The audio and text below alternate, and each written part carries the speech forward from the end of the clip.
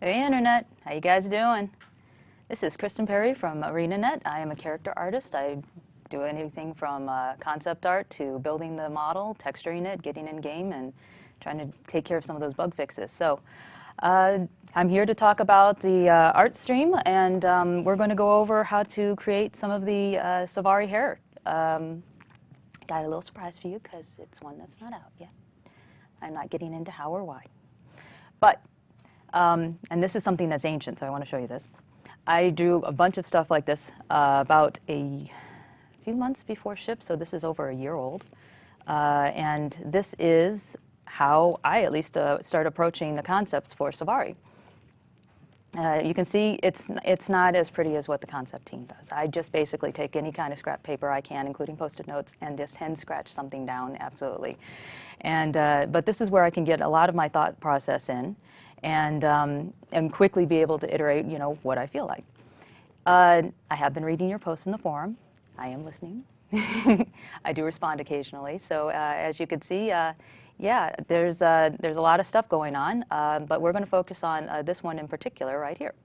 So this one is a longer hairstyle, and I was definitely wanting to try to get some pretty good loft in it and some good flow to it. It's actually going to be made out of fiddlehead ferns, and this one is what we're going to be talking about today. As you can see, there's some other ones. I mean, I've been trying to go through a lot of the different material types. Up here, let's see, blah, blah, blah. Up here we've got some leaves and it goes into a flower. Here are some roots with some like cherry blossom stuff like this. This one's actually a palm tree. I really like that one. So these would be like the woven sections to it and the palm fronds. But that's where we start. And I'm going to go straight into, in this particular one, I usually start by trying to get this mask made in Maya, which is our 3D modeling program. The videos that I have going on, actually, we're going to have to play some videos. I do the way our network works. I'm not going to be able to open up those licenses. So I've got some stuff recorded, but don't worry, I'm going to be talking live over it. Okay, let's go to the first one. Like I said, I start with the Maya mesh, but for this particular one, since it was so intricate and it did have such a unique shape, I wanted to make sure that I got it really described well over in ZBrush. So let's go over to ZBrush and see what's going on. Okay, so here's it starting out. Fiddlehead ferns, like I said, a lot of detail.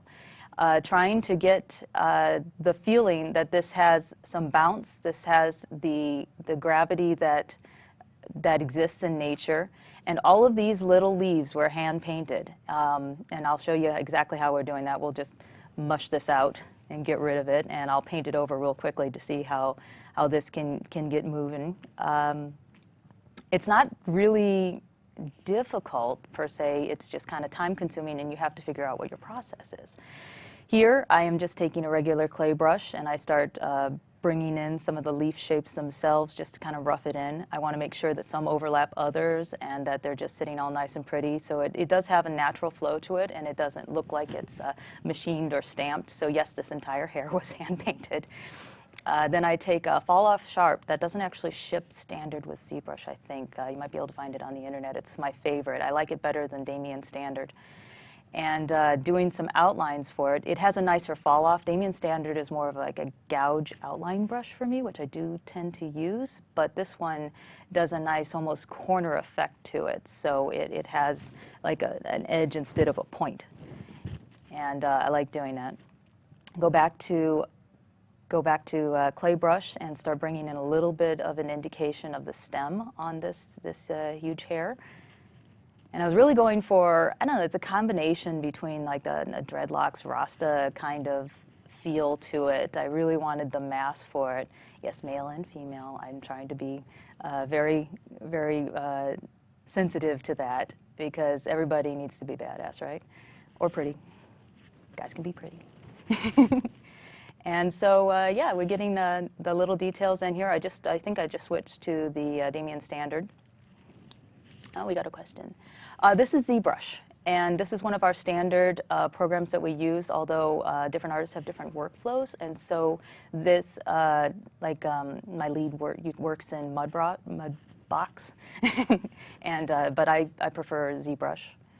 And I usually get razzed a little bit for the fact that I use the standard matte cap because nobody likes it, but I like it. It reminds me of the if you go to a zoo, you know, and they had those coin machines where you could create this wax molded creature, and then you wait and it drops and it gets dented, and so it kind of reminds me of that. So I really like it. I don't care if it doesn't show as much detail. I switch to other materials and figure it out later, but this is where some of that information comes from.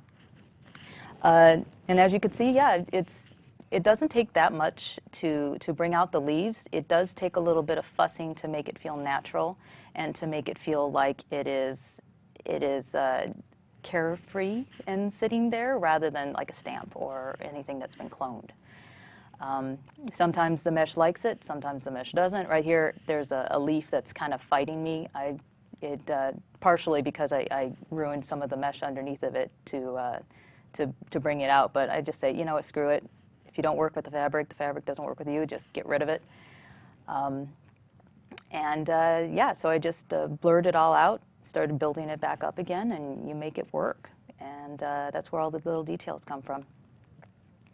I use the Damien standard to punch in the holes between the leaves a little bit. As you can see, there's some, the indentions there, the indents of it. The overall effect, I'm not as worried about. If you kind of notice the resolution on it, yes, I didn't individually model it.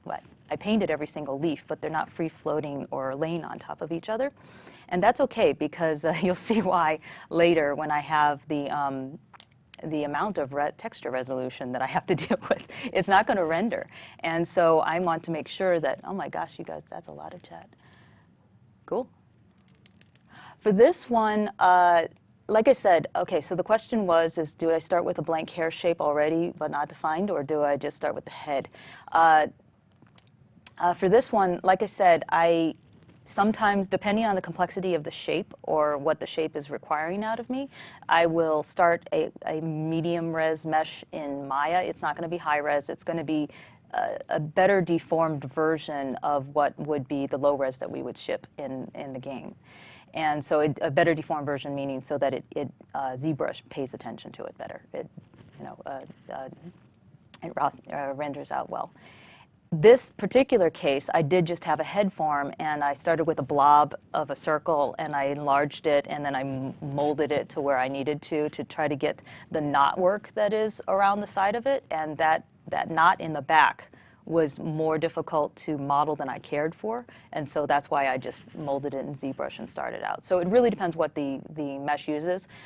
This is probably one of the first hairs where I did just use start from a circle or a sphere, although I have been trying to do that more. Oh, and we're starting over again. Okay, so from here, it'll start while I talk. Okay, from here, then what I'm going to do is I export this out. What kind of research? Oh, that's been okay. So the question is could I elaborate on what kind of research that I had to do for plants and vegetation prior to designing the sylvari? That was okay, that's cool, thank you, Libby.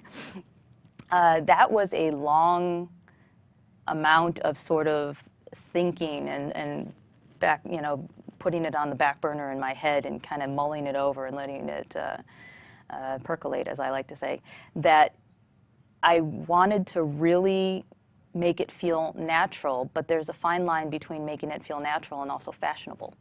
And that's where a lot of this comes into play, is like, yes, the hair is growing straight from the head. It's hair. The characters wear hair. But how I make it flow and how I make it relate to the structures of the anatomy is where the research for vegetation and plants came in. Specifically, the first rule being that it has to grow naturally as you would find it in the wild. So if if, for example, there's a bark-like structure and you have stems growing out of it, there's only, you can find really weird ones that look fake in nature. They just don't look like they should behave like that. But most of the time, there's a rhyme and a reason to how those stems grow off of the bark. There's like in clusters, or it kind of molds out from the center and pulls from it. So you see that connection, that stem, that socket joint. Those kind of things are the first thing that I try to make sure that happens in here. And not everything has something that's that elaborate. I mean, yes, a big branch will have more of a structure than just a piece of, a fiddle fern stem. But the idea is that it still should feel like this is a plausible thing. So for this knot, I tried not to use anything to actually tie it, but it itself. And I know you gals have probably done this. Maybe some of you guys do. Put in the ponytail and then you pull it back through the knot. And so this is where the fashion comes in for this. And so that's where really trying to bring in the anatomy for it, but also make it something that people really want to wear for their character. If I go back to, so what we do is take this mesh, and I'll export out a version of it depending on how high res it is. I will maybe, decimate the mesh. That's a function that's underneath in ZBrush. It makes it kind of ruins the mesh, but it gives the shape in a much lower res fashion so that I can take it into the next program, which is a really nice one that's called Topogun. And let's go over to there. So this is the exported hair mesh, and this is the high res, and I need to build a low res on it. If I had already had my medium res that I made out of Maya, then I probably would just fix that and then use Topogun to snap it to what my sculpt is. But this is a really awesome program in that you can work directly about putting your low-res polys directly on the model so that you know it's going to render out nicely. It's going to give a good flow. And it's got a little bit of personality, so every once in a while you have to know how just like anything on the computer, you have to know how it wants you to behave rather than how you want it to behave. But it's really awesome to be able to lay out these structures and get the topography or topology exactly where you want it on your mesh. And for this hair in particular, because of another function I wanted to do in Maya, I really wanted to have the mesh laid out along the crests of some of the ferns.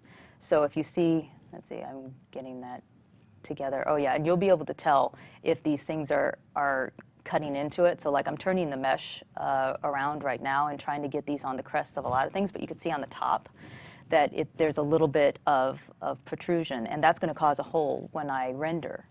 And so I will make sure that, yeah, that's where I'm saying I really want those lines on there, because I'm going to use another function that we have, a tool in Maya, to add some spice there. So I'll show you that in a bit.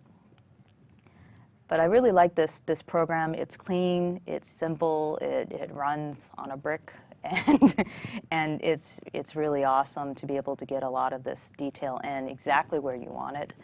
The only thing that I will then have to be concerned of about being a character artist is the fact that we do have a lot of seams with our systems, so that if you're going to swap out this face for that face or a different kind of hair, all those seams need to line up, and so I will have to make sure that that snaps too in Maya otherwise. So yeah, in general, like I said, I'm just going through and trying to get a little bit of a layout going here. But I noticed as I turn it that there's that bump in the front by the bangs. In the front, turn, thank you. I recorded this yesterday. And so I'm going to move that to the crest of that so we'll have a better render. Let's see. I have a lot of ideas for styles. Again, disclaimer, can't really talk about how or why or when or anything like that.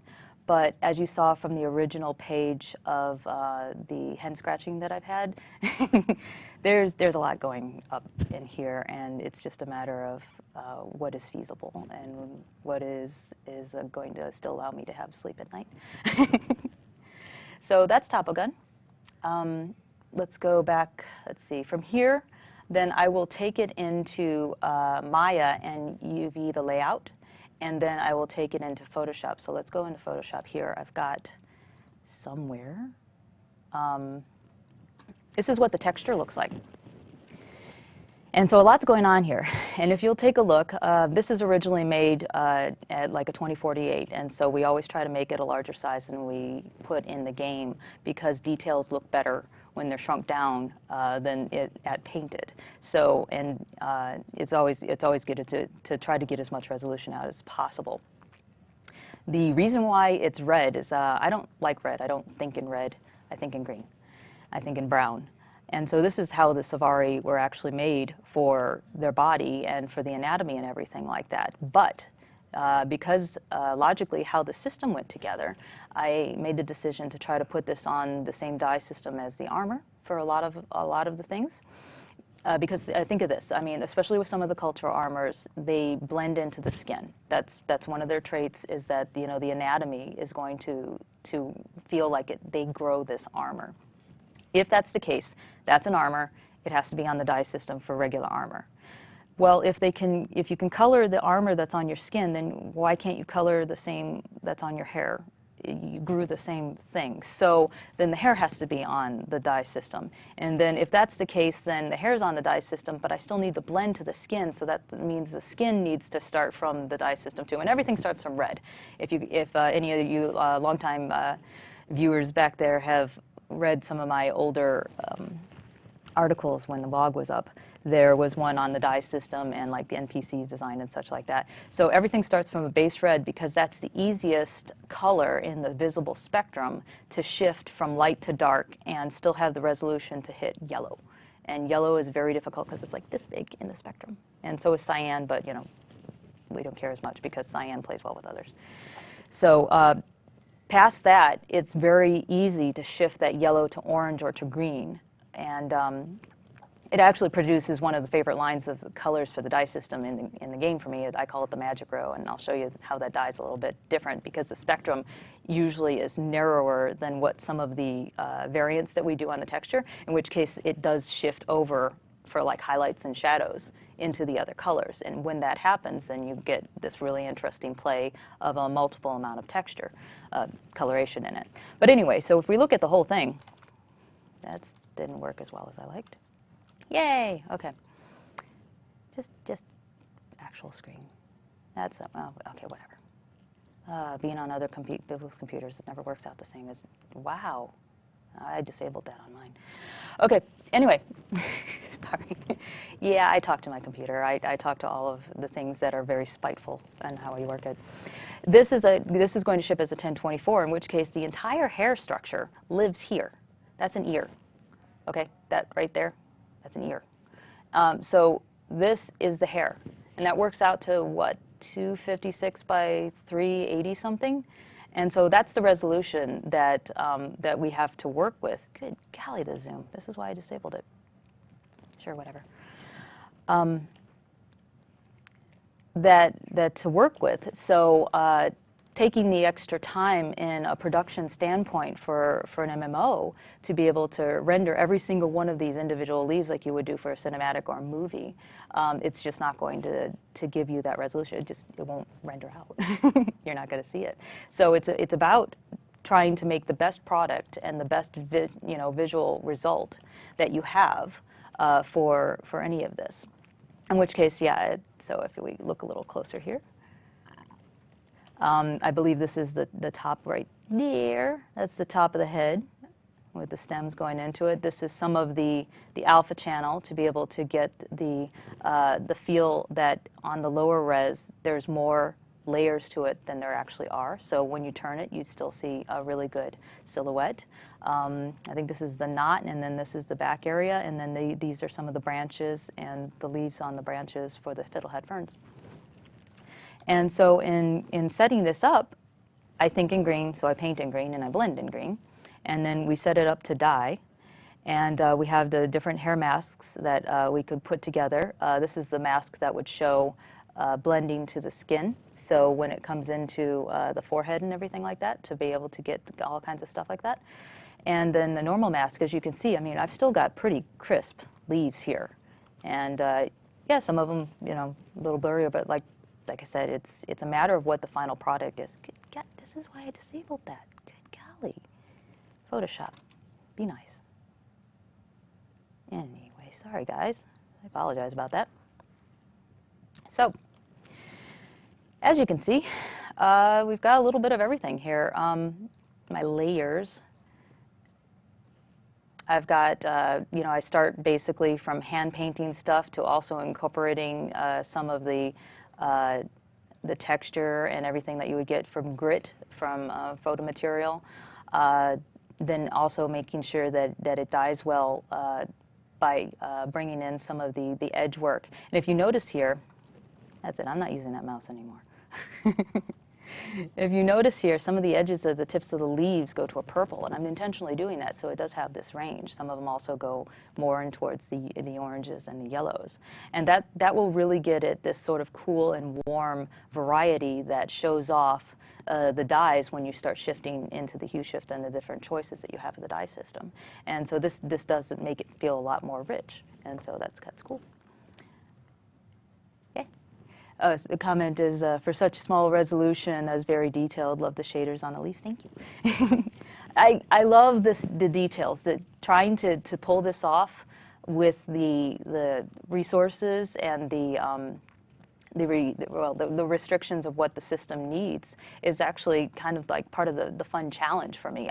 It's like the UV tight, putting that out as tight as it is. That's a lot of fun because that's like Tetris. It's a challenge for me. So let's see if I could show you what the UV looks like. So yeah, it's pretty tight.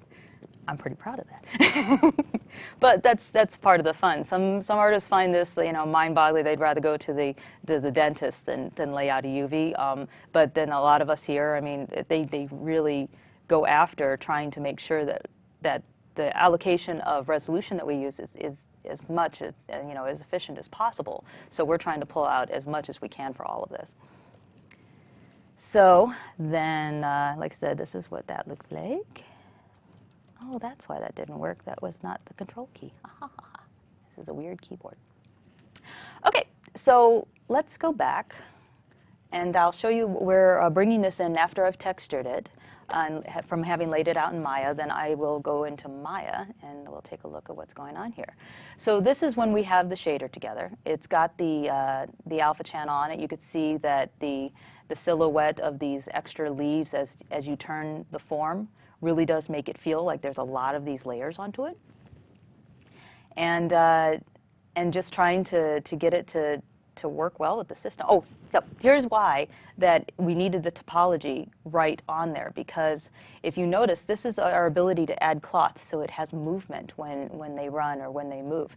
And by putting the topology, I have to put it on the vertices. And so by putting it right there on the crest of like the alpha channel and down the center here by the crown, that's gonna create something really cool I want to show you later. So I think we're good with that. In which case, let's go straight to view model. Dragging that in there. So here's what it is. This is actually using some of the colors that I say. See how it has some variety of temperature, even when you're going to other colors. And it's dyeing pretty well, but it still brings in some of the original skin tone. I love it in the yellows and the white. Where's white? Give me white, white. Thank you. I love white.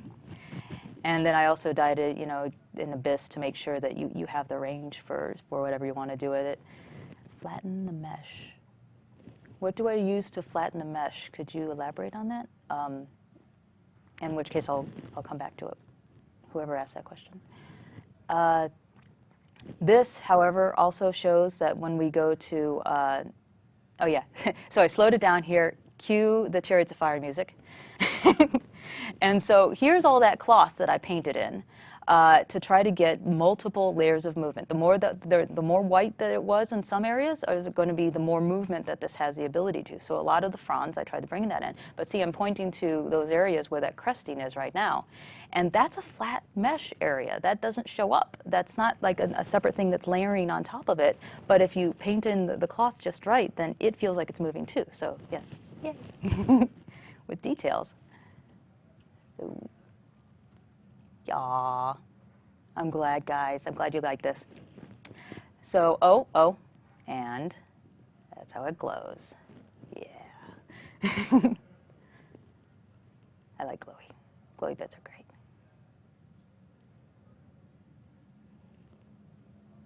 So yeah, that's all. Like I said, that's a lot of how the process goes together. You guys have like general questions? Anything?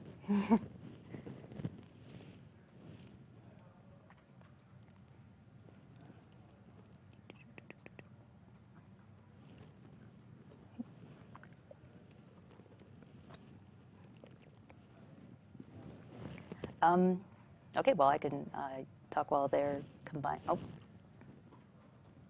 yes. Pardon me. Tea, gotta love it. Loose leaf. White peony, by the way, because I drink a lot of tea. And coffee. If you notice, I double-fisted, right? Yeah. Yeah. The tea takes time to brew in the morning, so I get impatient and have to go for that. In coming up with a lot of these designs, though, and one of the reasons why I asked the question in the forum is every once in a while you guys do throw in an idea that oddly eluded me. When a little bit of a funny thing for the forum post, and I don't know if how many of you were reading the sylvari stuff. They, where you guys were asking for long hairs and you were asking for multiple materials. Part of the problem with multiple materials is that in blending to the scalp, it does have to use the same skin texture. So it's basically a lot of trying to get as much bang for your buck for how it dyes otherwise. And you can get a lot more complexity if you start using the skin texture as part of that, as part of an accessory color to the hair. So it really gets very, very complex. But one of the funny questions is that you guys did mention the pigtails, like ponytails. And I'd been thinking about what kind of plants and parts and various things would look great on the hair from a natural standpoint for starting for what would be in a forest and then bringing it to the sylvari as beings. Yeah, the whole category of pigtails eluded me. You would think that would be obvious. I mean, I grew up most of my life having pigtails, but anyway, that was funny. So that's why, it's really good to hang out and lurk in the sylvari forums. And every once in a while I poke something in there. So, okay. We get some questions here. Let's see. Okay, to make one set of hair, that changes depending on the complexity of it. This one took a little bit because all those leaves needed to be sculpted, and then they all needed to be hand painted, and all of the specularity needed to be removed in between them so it wouldn't look like it was saran wrapped and dumped, with shiny everywhere, including the creases. So this one took probably a day or so longer than it normally would be.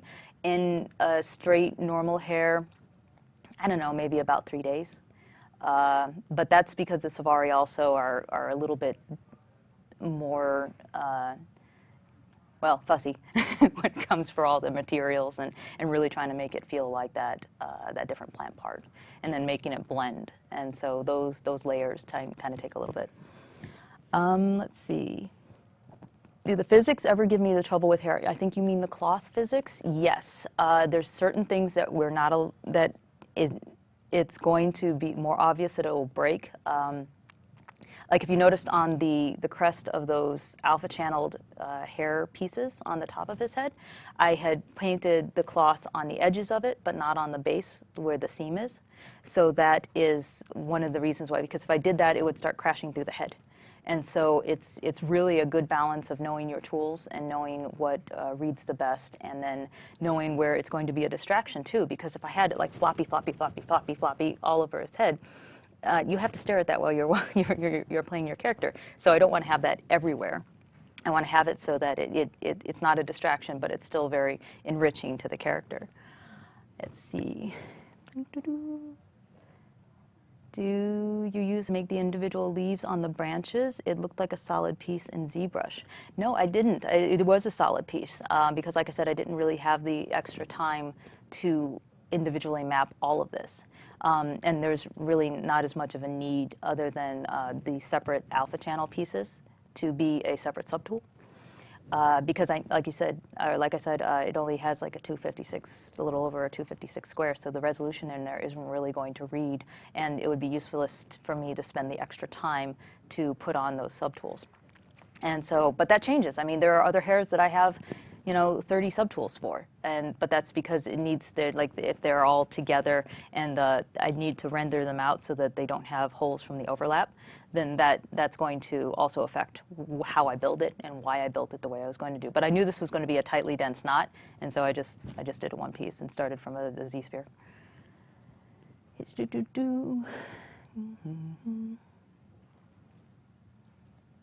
Here's a good question that I get a lot. Considering the enormous diversity of morphology in real-world plantae taxa, very nice. Taxa? Cool. Do you ever consider using more exotic plant morphology to widen the breadth of the art of the style for safari? Yes, I do, but I kind of try to keep it within the realm of what would be understandable and natural for the sylvari. They're mostly kind of forest, kind of starting. So it's the bark texture and the leaf texture. So to go way off the deep end and all of a sudden have more like deep sea kind of plant life, I think that would be a little bit of a leap, because then anything that I would put only really has those two bodies to work with. If that's the case, it's going to look weird on it.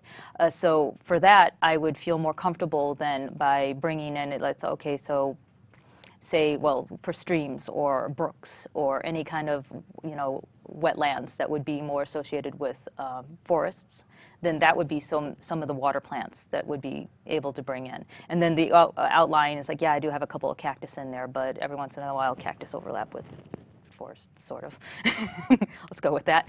These spikes are always cool. So I'm a little bit hypocritical, but I try to make it so it looks decent with any combination of hair, face, or body texture that you do, because it needs to work with the system.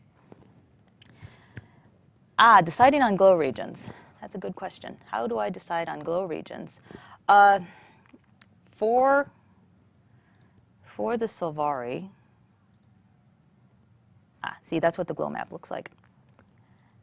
I don't think I have. Yeah, we have these different areas of the texture that I would export in, and for the different sides.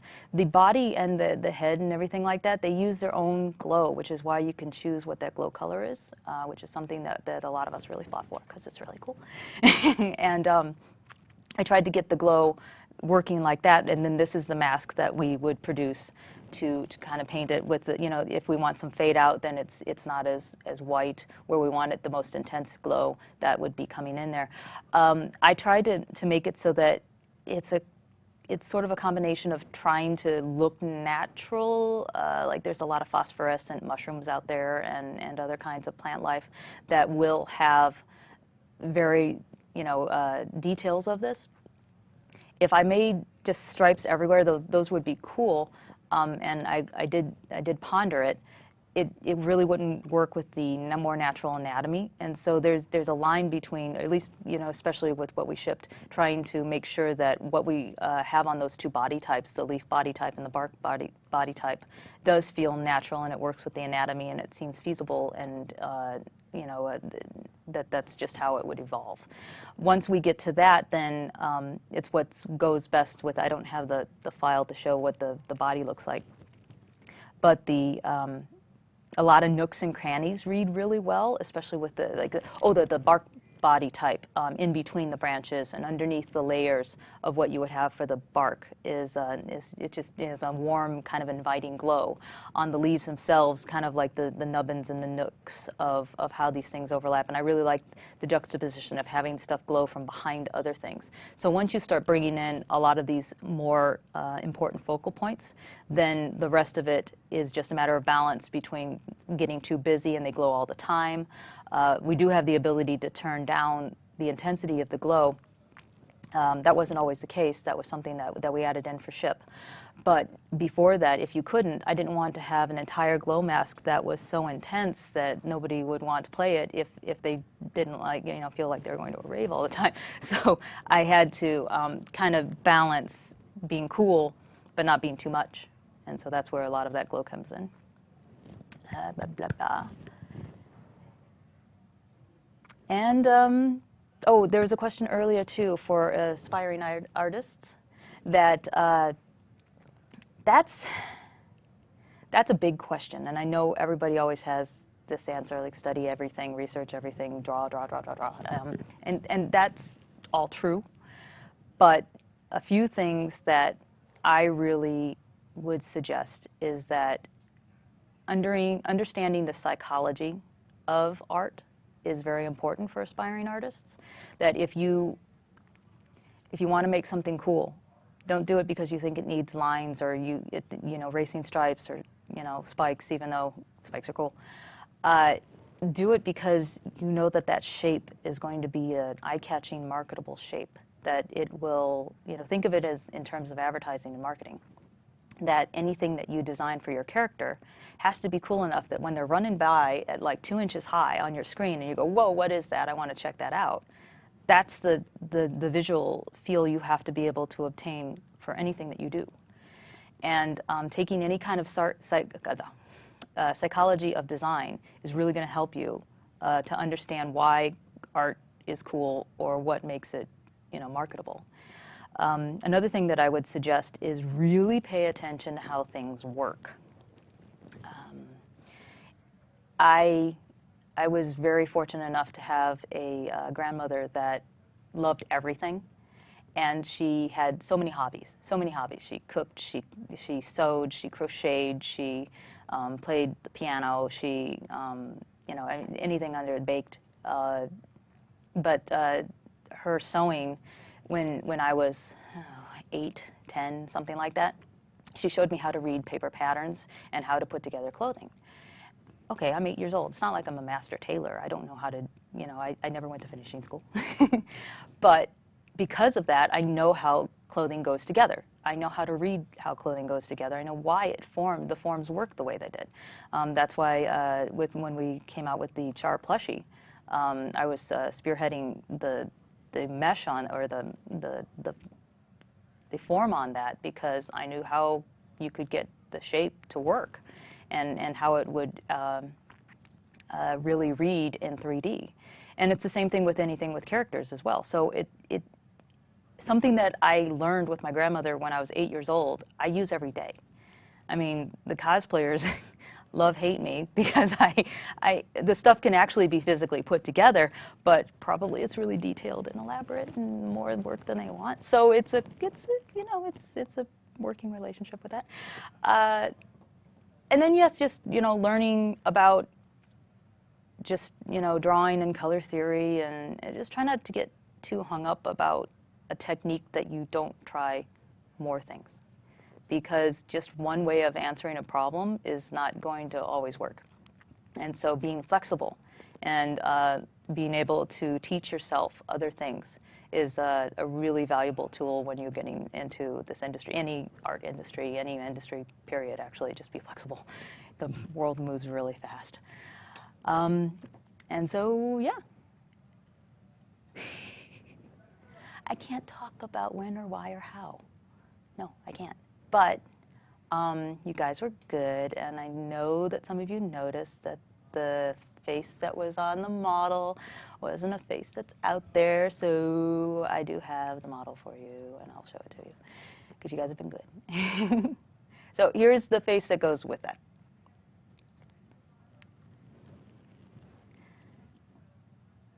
So for this one, I wanted to do something a little different. I like being able to use facial hair, but I didn't want to I wanted a goatee, but I didn't want to just put like moss on. It's just silly. Oh yeah, everything glows. And so here, this is an inverse goatee, and so it's the splitting of the bark and the showing of the details underneath that makes the shape of the goatee. So that's what I'm talking about being flexible and studying the way things grow in nature. All these things come together and relate to the same issue. I mean, that you have to be able to think outside the plant and think inside the plant. So it all goes together. In which case, then this is also something I wanted to show you. So this is the zebra sculpt of it. I said that the hair wasn't going to render, but here shows the example of the finer detail that I got out of the face, because I do have a little bit more space for the face. And so this will render. And as you could see a little bit in it. In this particular lighting, if you moved him, you would be able to see some of the lines. But that's why you take the time and do stuff like this. Let's see here. Just to go through, I think I got everything with this. Yep, we showed it. So yeah, it is cool. Oh, I'm glad you like the see, I really like the goatee. And yeah, so that's pretty much putting together the sylvari. Got a lot of ideas. I always pay attention to what's going on in forums and what you guys say too. Have since launch, which is why I know you guys wanted the long hair. But yeah, this is the general process, and really trying to make something feel, the anatomy to feel natural and to feel like it belongs in something that a plant would grow to, but then also giving the flair and making it feel like it has this life and this cool factor. It's always a balance, and bringing in all those details is kind of where it's at. So I hope you guys really enjoyed this Twitch video. I think it's about time for me to bow out here. Be sure to check in all the time on our channel at twitch.tv/guildwars2, and thank you guys for checking in and seeing what I do. I hope you guys liked. Thank you very much. Have a good night. And I shut it down. I will, really.